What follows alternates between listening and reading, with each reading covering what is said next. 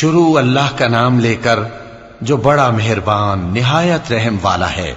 حامیم، اس کتاب روشن کی قسم کہ ہم نے اس کو ایک مبارک رات میں نازل فرمایا، ہم تو خبردار کرنے والے ہیں۔ اسی رات میں تمام حکمت کے کام فیصل کیے جاتے ہیں، یعنی ہمارے ہاں سے حکم ہو کر بے شک ہم ہی فرشتوں کو بھیجتے ہیں۔ یہ تمہارے پروردگار کی رحمت ہے، وہی تو سننے والا ہے، جاننے والا ہے۔ آسمانوں اور زمین اور جو کچھ ان دونوں میں ہے سب کا مالک، بشرطے کہ تم لوگ یقین کرنے والے ہو۔ اس کے سوا کوئی معبود نہیں، وہی زندگی دیتا ہے اور وہی موت دیتا ہے، وہی تمہارا اور تمہارے پہلے باپ دادوں کا پروردگار ہے۔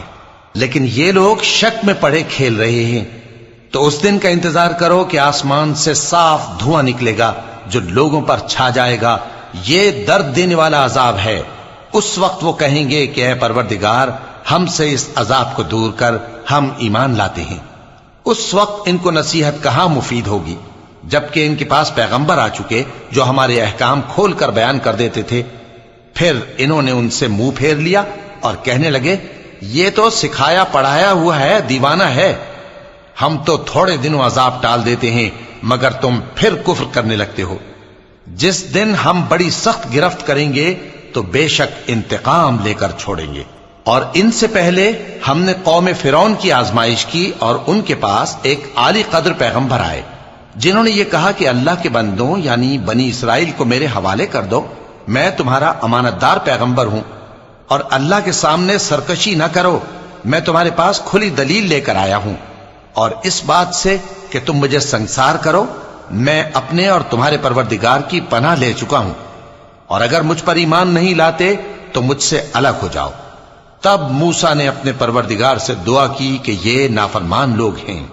اللہ نے فرمایا کہ اچھا، میرے بندوں کو راتوں رات لے کر چلے جاؤ، اور فرعونی ضرور تمہارا تعاقب کریں گے، اور سمندر سے کہ ٹھہرا ہوا ہوگا پار ہو جانا، تمہارے بعد وہ پورا لشکر ڈبو دیا جائے گا۔ وہ لوگ بہت سے باغ اور چشمے چھوڑ گئے اور کھیتیاں اور نفیس مکان اور آرام کی چیزیں جن میں وہ عیش کیا کرتے تھے۔ اسی طرح ہوا، اور ہم نے دوسرے لوگوں کو ان چیزوں کا مالک بنا دیا۔ پھر ان پر نہ تو آسمان اور زمین کو رونا آیا اور نہ ان کو مہلت ہی دی گئی، اور ہم نے بنی اسرائیل کو ذلت کے عذاب سے نجات دی، یعنی فرعون سے۔ بے شک وہ سرکش اور حد سے نکلا ہوا تھا، اور ہم نے بنی اسرائیل کو اہل عالم میں سے علم کی بنیاد پر چنا تھا، اور ان کو ایسی نشانیاں دی تھیں جن میں کھلی آزمائش تھی۔ یہ لوگ یہ کہتے ہیں کہ ہمیں صرف پہلی دفعہ یعنی ایک بار مرنا ہے اور پھر اٹھنا نہیں، پس اگر تم سچے ہو تو ہمارے باپ دادا کو زندہ کر لا۔